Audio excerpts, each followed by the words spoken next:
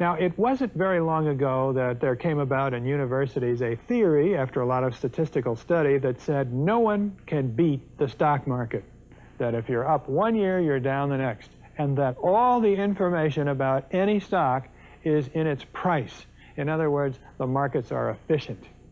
But here are three brilliant investors who stood that theory on its ear, because they have won year after year after year.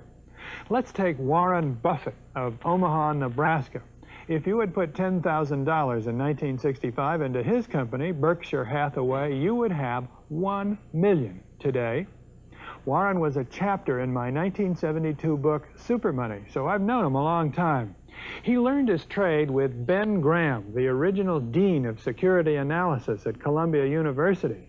I don't think Warren has ever been on television until this interview, and he has certainly never courted publicity, but recently he got a lot of it when he emerged as the key figure in the takeover of ABC by Capital Cities.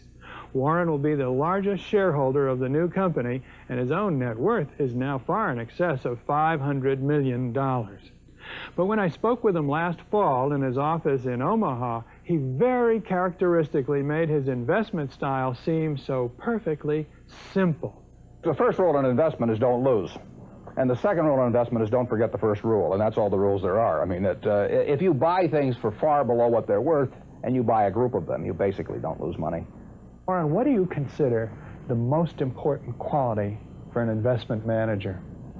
It's a temperamental quality, not an intellectual quality. You don't need tons of IQ in this business. I mean, you have to have enough IQ to get from here to downtown Omaha, but you do not have to be able to play three-dimensional chess or be in the top leagues in terms of bridge playing or something of the sort. You need a stable personality. You need a temperament that neither derives great pleasure from being with the crowd or against the crowd, because this is not a business where you take polls. It's a business where you think. And Ben Graham would say that you're not right or wrong because 1,000 people agree with you. And you're not right or wrong because 1,000 people disagree with you. You're right because your facts and your reasoning are right. Warren, what do you do that's different than 90% of the money managers who are in the market? Certainly most of the professional investors focus on what the stock is likely to do in the next year or two, and they have all kinds of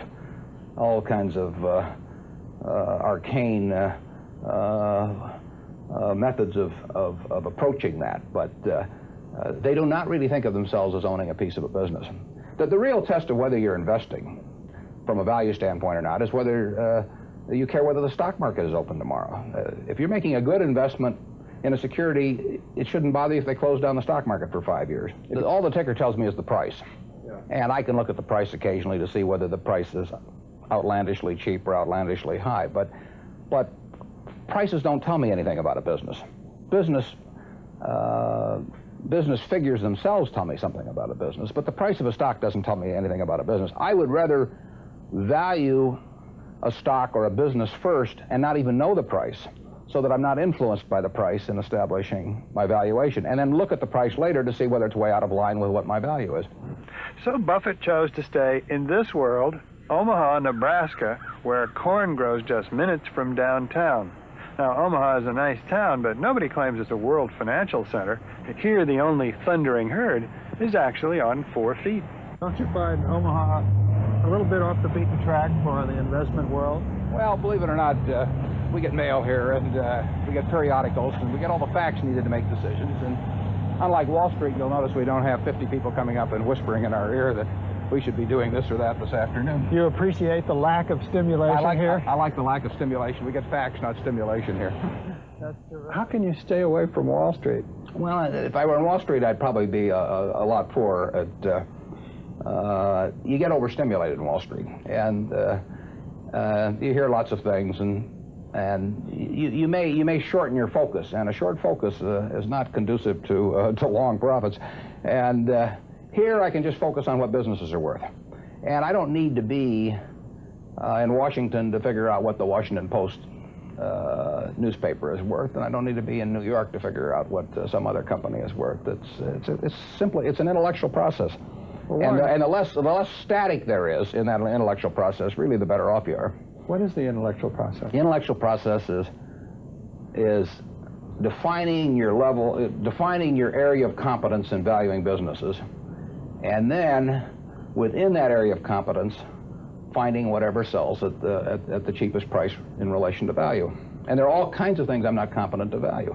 But there are a few that I am competent to value. Have you ever bought a technology company? No, I really haven't. In 30 years of investing, not one? I haven't understood any of them. So you haven't ever owned, for example, IBM? Never owned IBM. Marvelous company. I mean, a sensational company, but I haven't owned IBM. And so here is this technological revolution going on, and you're not going to be a participant. Gone right past me. Is that all right with you? It's okay with me.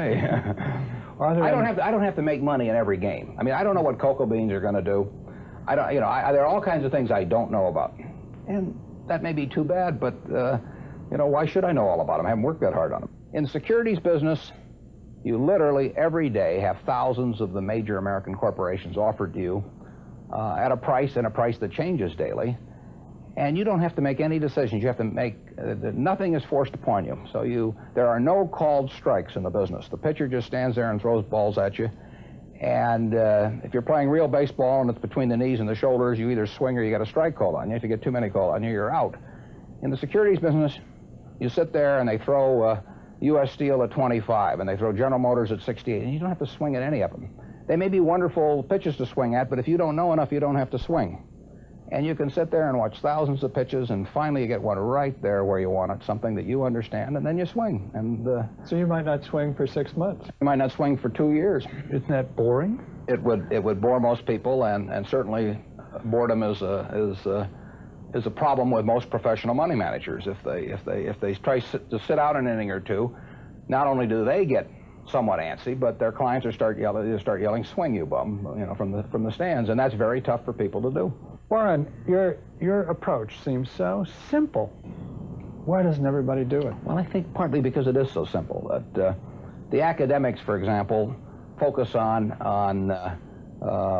all kinds of variables. Partly because by academics you mean professors of right, finance? Yeah, the data's there. In business school? Sure, and the data's there. So they focus on whether if you buy stocks on Tuesday and sell them on Friday, you're better off, or if you buy them in election years and sell them in other years, you're better off, or if you buy small companies. There are all these variables because the data are there, and they've learned how to manipulate data. And as a friend of mine says, to a man with a hammer, everything looks like a nail. And once you have these skills, you just are dying to utilize them in some way, but they aren't important. If I were being asked to participate in a business opportunity, would it make any difference to me whether I bought it on a Tuesday or a Saturday or an election year or something? It's not what a businessman thinks about in buying businesses. So why think about it when buying stocks? Because stocks are just pieces of businesses. Both Warren Buffett and John Templeton are interested in the philosophy of value. They are not short-term speculators, and they aren't known for accepting high risk.